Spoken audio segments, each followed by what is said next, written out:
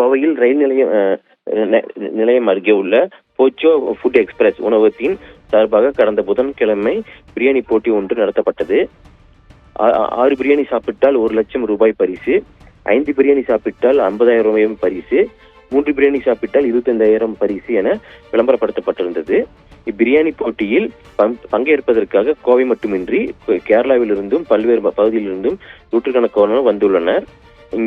கோவை மாநகரின் முக்கிய பகுதியிலான அரசு மருத்துவமனை, ரயில் நிலையம், கோவை மாவட்ட ஆட்சியர் அலுவலகம், கோவை மாநகர கண்காணிப்பாளர் அலுவலகம் மற்றும் கோவை மாவட்ட தீயணைப்புத்துறை அலுவலகம் போன்றவை இணைக்கக்கூடிய சாலையில் போக்குவரத்து நெரிசல் ஏற்பட்டதால் பொதுமக்களுக்கும் இடையூறு ஏற்பட்டது. சம்பவத்தன்று போக்குவரத்து போலீசார் அனுமதியின்றி நோ பார்க்கிங் பகுதியில் நிறுத்தப்பட்ட வாகனங்கள் மீது போலீசார் அபராதம் விதித்தனர்.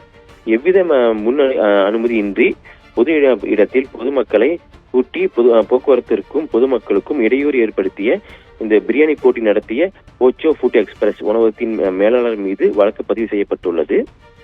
கோவை பந்தய சாலை காவல் நிலையம் ஆய்வாளர் அர்ஜுன் குமார் அளித்த புகாரின் அடிப்படையில் உணவகத்தின் மேலாளர் கணேஷ் என்பவர் மீது வழக்கு பதிவு செய்யப்பட்டுள்ளது. 30க்கும் மேற்பட்ட வாகனங்களுக்கு அபராதமும் போக்குவரத்து போலீசார் விதித்துள்ளனர் என்பது குறிப்பிடத்தக்கது. பானு.